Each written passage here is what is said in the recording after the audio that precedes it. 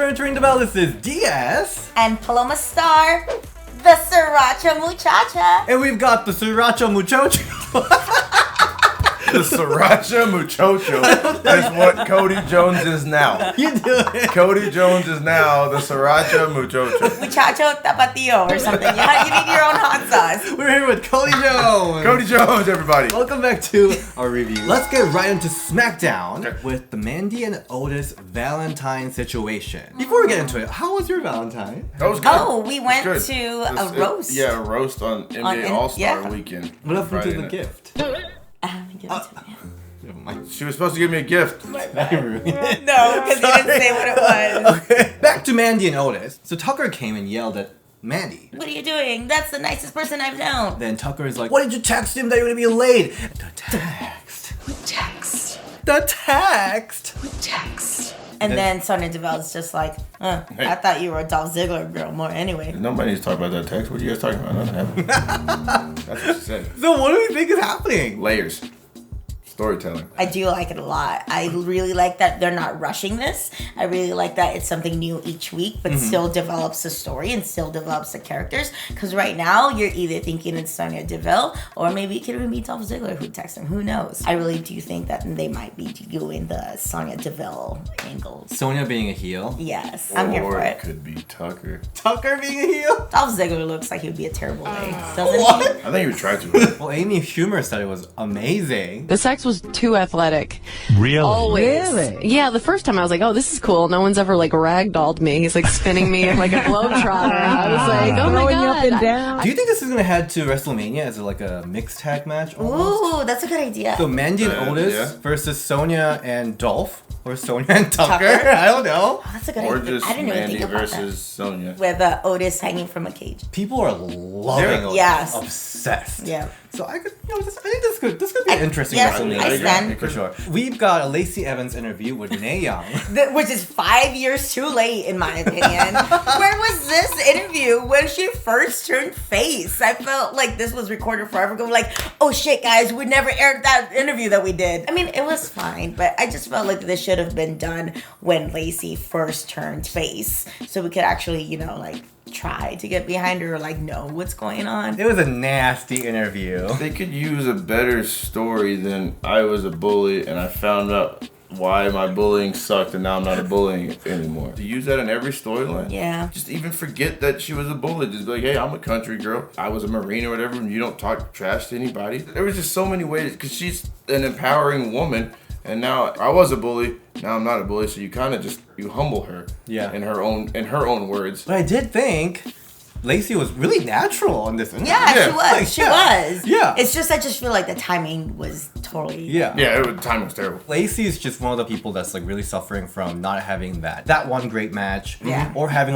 right storyline development. Yeah. If she's given a right material, I think she'll be amazing, because I think so, too. she's really great at what she does. She could have been where Bailey was at if they hadn't just brought her in and done that Yeah. with Seth and Becky, right? And Yeah. that they do that whole that whole thing. Her and Becky just didn't have chemistry, so then it just makes her look bad. And I feel like Lacey Evans keeps on coming up and Yep. leaving. Popping up and leaving. So hopefully that, like you said, they give her some solid storyline and some actual longevity on it. One thing that this interview did is that they basically revealed there will be 2 women's Elimination Chamber, because there will be a SmackDown one too, which is a Random. lot. Yeah. Yeah. The whole show. Are they going to have a contract signing for it too? It's gonna be Elimination Chamber versus Elimination Chamber. Yeah. Yeah, it's Right. a lot of them. Although I do think SmackDown one will be better than Raw's, because Raw one right now looks very predictable. But we're gonna talk about that. Moment of Bliss, the Belle twins being inducted to Hall of Fame. We just filmed the News and Rumor episode, and it's gonna be Wait till y'all see it. oh, it's gonna be great. Spicy. It's gonna be spicy. We talked about whether they deserve to be in there, what we think about them, what we think of their legacy. We're gonna talk about that in the News and Rumor episode. But what do we think about the segment just in general? I thought it was so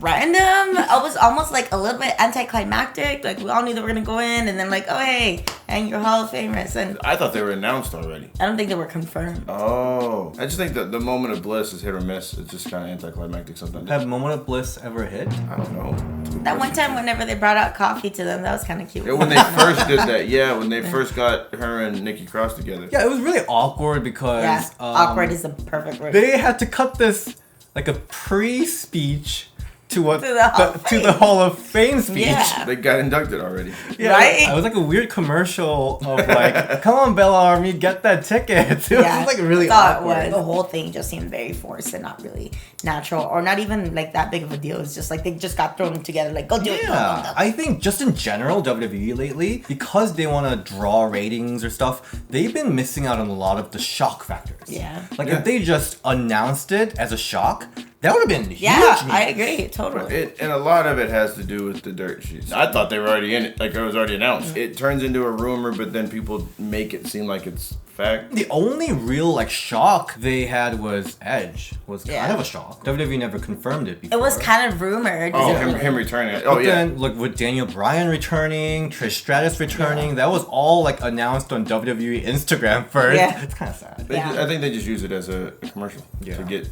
They want people to go to the Hall of Fame.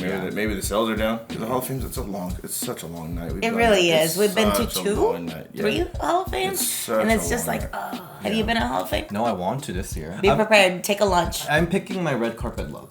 So we'll see. Let's move to the number 1 contenders match between Carmella versus Naomi. This saga of a storyline of Carmella winning the number 1 contendership, going to Super Showdown, but it was not for Super Showdown. It was on SmackDown, and then Carmella lost, and Naomi came out, and they're having another number 1 contendership match. Yeah, it goes back to mediocre booking.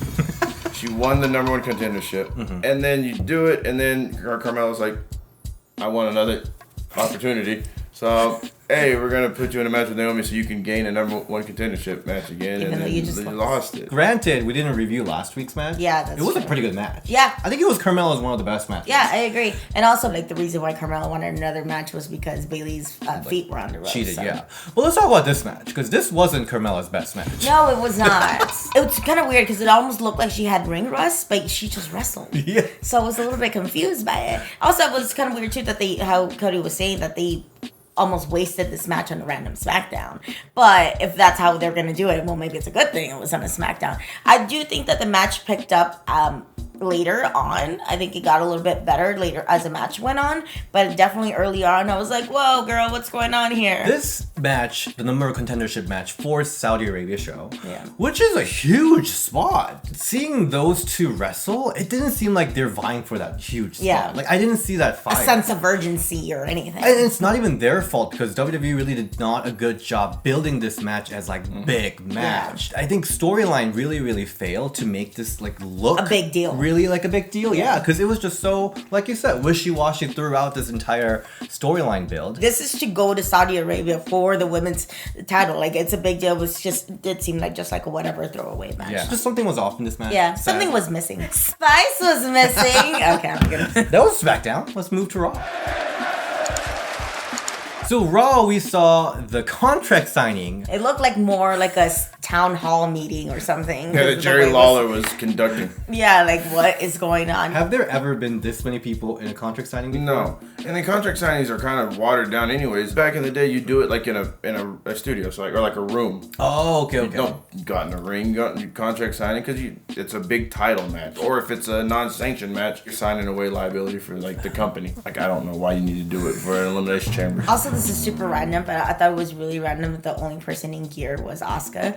Like everybody else was in their regular street clothes. But You know what I really liked about this segment though? The only person that got the mic time, other than Jerry Lawler, Was Asuka. Was Asuka. Yeah. And she was the person that Dirt Sheet was saying that people are not going to give her mic time because she can't speak English. Well, guess what? WWE loves her when she speaks. I love it too. It's great. It's great. I love it. Especially as a heel, it's great. And also, I feel like it's way more passionate and way more Yep. believable when she's speaking in her native tongue. Anybody's native tongue, you like whenever they feel more comfortable. Only that, but you could really feel it. Like I don't know what she's saying, but I totally felt it. I'm like, yes, totally. Yeah. Where is Shayna? And that's what I know she was talking about. It was so good. Both times she spoke, I was living for it. Bite me!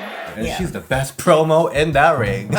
Really? Yeah. You're not lying. There was a tiny little indication of Sarah Logan actually kind of being involved. Because I was really like, is nobody going to acknowledge that Sarah Logan was a Riot Squad member? And it was like a glimpse of hope. And that was like the first time, like, I feel like that should have been discussed and talked about before. But Well, you'll see that in in the Elimination Chamber, I'm sure. I even feel like she is a little hesitant to Yeah. be involved. Yeah. Because even at one point she started to stand up and Jerry Lawler's all, Sarah. Look, please, Sarah. Do I deserve a spot in this little feud? I know she doesn't get as much time. It's not her fault. But whenever she does get time, make the most of it. You know, be memorable for those 2 seconds you're on camera. And Shayna comes out through the crowd. Which was cool. Yeah, made her look more like a badass than she already is. I thought she was actually gonna bite somebody else. I really like the WWE pushing the sense that this is a steel cage. Yeah, and she's a cage fighter. She's a cage fighter. But also, they're making it too obvious that she's gonna win. Yeah. I hope she doesn't win. I hope so too. I hope it's a huge swerve and she doesn't. What do you think about that? Like, I get it. It makes it obvious, but like realistically,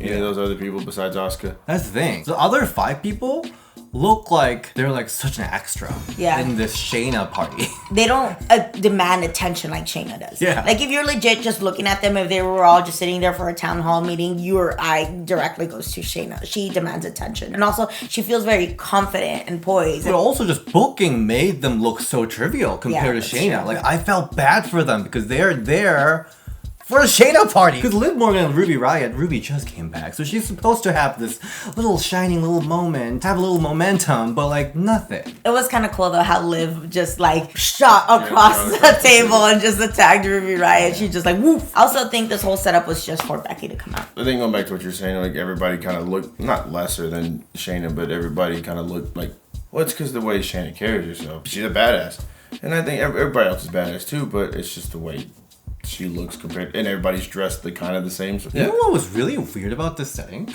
I've never seen this happen. One thing I really love about WWE is they're really good at hiding production people. They hide behind camera when they're doing stuff. Not that. Not this one. Not Like, this one. Excuse me. Yeah, people just started coming out, like started cleaning. And I was like, "What is going on?" I've never seen. Yeah, production that was people. weird. That was awkward. Weird. Yeah. Usually people like break those. Yeah. But production people are just cleaning out. Yeah, don't mind us. That was an interesting segment. Yeah.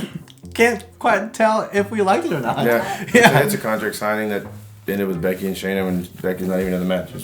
But that is this week's Raw and SmackDown. We are on our way to Super Showdown and Elimination Chamber soon. Yeah. It'll be here before we know it. Also, next week, I'm not sure what's going to happen with the review, but there's a big news happening. Honestly, I don't know what's going to happen, but we might have a really cool review. Stay tuned. Stay tuned. Like, there's a big news dropping. I've been keeping this for a while, but it's going to be great. Okay, Cody, where can we find you?